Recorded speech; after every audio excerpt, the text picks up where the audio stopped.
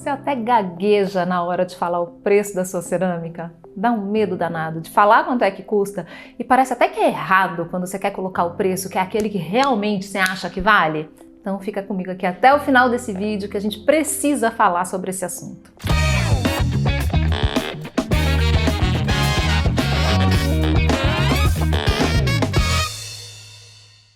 Sou Carol Lamaita, sou artista plástica e ceramista, faz 25 anos que eu trabalho com cerâmica. E hoje eu vivo muito bem de cerâmica, graças a Deus. Mas não foi sempre assim. E eu também tinha muito medo lá no começo de colocar um preço no meu trabalho, porque eu não tinha certeza se as pessoas iam pagar por ele. Eu não tinha certeza se eu já era boa o suficiente, se era certo mesmo, sabe? Uma questão de juízo de valor. Será que tá certo eu cobrar por uma peça, por um trabalho, sendo que eu nem sou tão experiente assim e tem outras pessoas que são muito mais experientes do que eu, elas sim deveriam cobrar, né, tal valor. E ok, são pensamentos válidos conforme a gente vai desenvolvendo o nosso trabalho, conforme a gente vai se aprimorando. Mas a questão é que quando a gente começa a fazer cerâmica e a gente vai nessa desse tentativa e erro, no ensaio, colocando um preço ali, um preço aqui, normalmente a gente fazia a cerâmica como um hobby, a gente começa a arriscar dar valor para aquilo ali, para ver se tem saída, né? Para ver se as pessoas compram e de repente essa coisa vai acontecendo.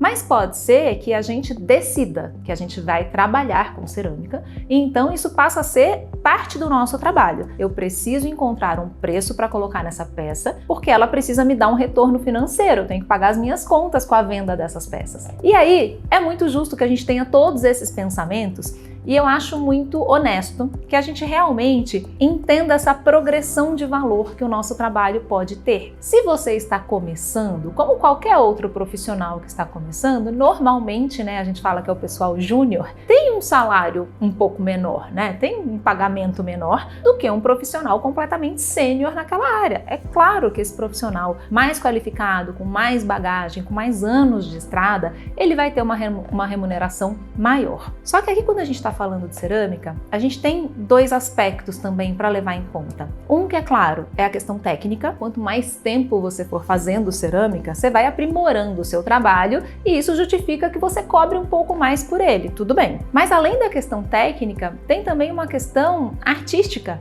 Porque quando a gente está falando de cerâmica, eu posso estar falando de um trabalho que seja utilitário, eu posso estar falando de um trabalho artístico, e aí essa moeda, esse degrau de quanto mais ou menos isso vale, vai começando também a ficar muito subjetivo. Então são muitas coisas para a gente levar em consideração. Não dá para pegar uma regra, quem faz cerâmica 6 meses pode cobrar tanto, quem faz cerâmica 1 ano cobra tanto e assim por diante, porque tem outras questões que são subjetivas que estão incluídas. Mas a questão é que a partir do momento que você de fato vai trabalhar com cerâmica, que você comercializa o seu trabalho, é justo que você coloque ali um valor. E quando eu digo um valor, o valor ele vem antes do preço, O preço é o que comunica para o seu cliente o valor que o seu trabalho tem. E o que a gente vê muito acontecer, especialmente aqui no Brasil? Eu me surpreendo negativamente, como é que tantas regiões aqui do Brasil que são polos de referência nacional, tradicional da cerâmica popular brasileira, são também algumas das regiões mais pobres do país. Então a gente tem cerâmica do Vale do Jequitinhonha, do Vale do Ribeira, de Maragogi-Pinho, da Serra da Capivara, as próprias paneleiras de Goiabeiras. A gente tem muitos polos cerâmicos no país que têm uma tradição de arte popular em cerâmica e não necessariamente essas pessoas são valorizadas. Tem essa notícia que movimentou nas últimas semanas a comunidade dos ceramistas, que é o caso do Joel, um ceramista de 54 anos, o último filho vivo do mestre Galdino, que é um ceramista muito importante, relevante do Pernambuco e que deixou uma tradição de cerâmica para o filho e que ele, então vendeu essa obra dele por R$10 e encontrou numa galeria à venda por R$300. Isso acontece repetidamente com muitos artesãos que de fato não têm até mesmo conhecimento ou alcance para poder colocar o valor devido no seu trabalho e de repente chega uma galeria e compra aquele trabalho e vende por 30 vezes o valor que foi pago aquilo ali para ele. Eu acho que tem dois dados aqui para a gente pensar, é uma linha tênue, entre uma coisa e outra. Então vamos lá. Eu já vendi, por exemplo, muita cerâmica no atacado.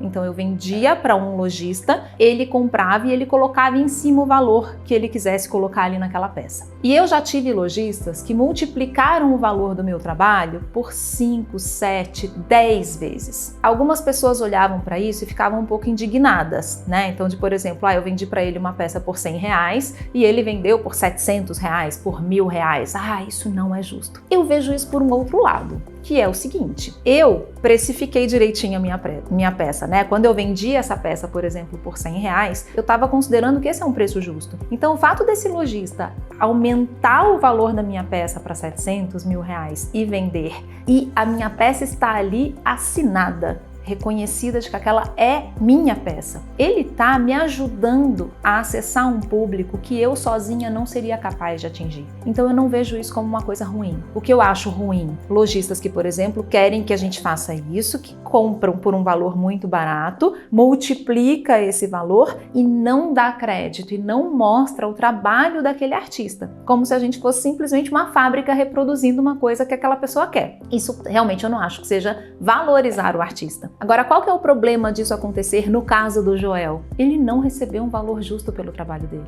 R$10 por uma peça, por uma escultura, não é um valor digno. Então essa galeria que está ganhando muito em cima não está ali para valorizar o artesanato popular brasileiro, não está ali para valorizar o trabalho do Joel, só está pensando na lucratividade que ela vai ter. Então, não é uma parceria feliz, né? Eu acredito que essas parcerias, elas têm que sempre ser um ganha-ganha, né? Então, eu vendi o meu trabalho por um valor que eu achei que era justo, a galeria multiplicou em muito esse valor, vendeu esse trabalho, fez com que o meu trabalho fosse conhecido por um outro público, e isso me ajuda, à medida que eu vou evoluindo na minha carreira, a que eu vá aumentando o valor do meu trabalho também. E aí a gente olhando agora a outra ponta. Poxa, mas o Joel talvez tenha vendido por R$10 porque ele não encontrou alguém que pagasse mais caro pelo trabalho dele. Essa galeria deve ter chegado e falado, eu quero 20 peças. Para ele pode ter parecido interessante. Só que aí é que esse cuidado muito grande. Interessante para quê? Talvez tenha muito mais relação com uma necessidade que ele estava passando. Não é que aquilo era bom para ele. Ele precisava daquilo. Então é quase que uma relação realmente de exploração, né? Explorar a vulnerabilidade alheia. Então que bacana que a gente tem, né, iniciativas de ONGs, de editais, de iniciativas do próprio governo para que as pessoas possam mostrar o trabalho delas e vender diretamente para o público final ou para lugares que vão comprar por um preço justo, vender por um preço justo. Porque eu sei que esse pensamento do Carol, mas se eu não colocar um preço barato, ninguém compra. E aí é que é o ponto crucial de que eu falo que é esse divisor de águas, né? De quem quer fazer cerâmica como um hobby, vai que vende, ou quem quer trabalhar com cerâmica. Encontrar o seu público, formar o seu público, vender para quem de fato entende o que é o seu trabalho, faz parte do trabalho do ceramista. Pode ser que você deteste fazer essa parte, que você não queira fazer isso. Então você vai precisar se associar com alguém que faça isso por você, alguém que faça o comercial da sua empresa, ou fazer uma parceria com algum curador, uma galeria, um lojista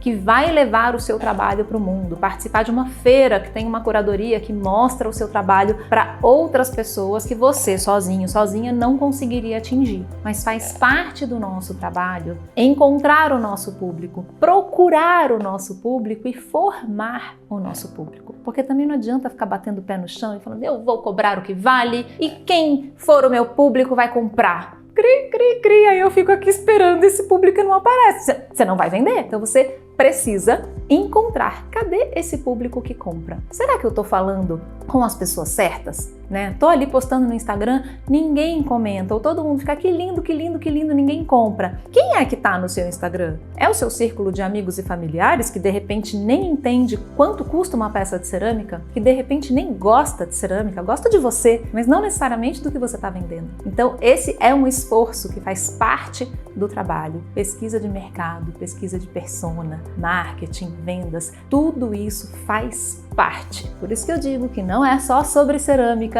e viver de cerâmica não é só sobre fazer cerâmica. Essa parte comercial, ela vai precisar ser feita ou por você ou por alguém que te ajude, caso você ache muito insuportável de fazer isso tudo.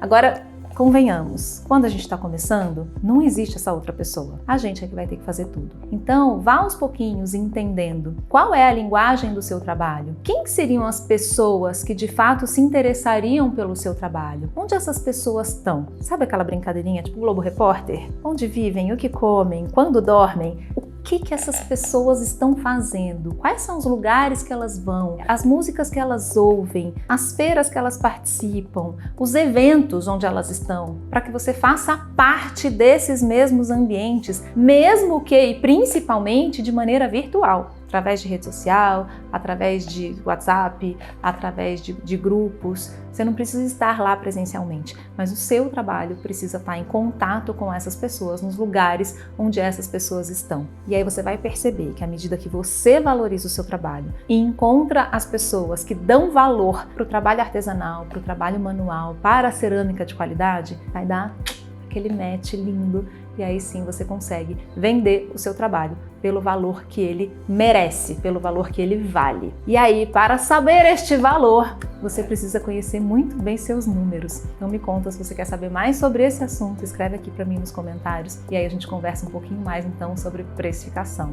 Bora? Te espero no próximo vídeo. Já curte, como é aquele rolê todo que você já sabe. Curte o vídeo, aciona ali o sininho para você receber todos os nossos novos vídeos. Se você não tiver inscrito ainda, se inscreve no canal e encaminha esse vídeo para alguém que pode se beneficiar desse conteúdo. Você ajuda aqui bastante que esse vídeo chegue em mais pessoas. Beijo e até o próximo.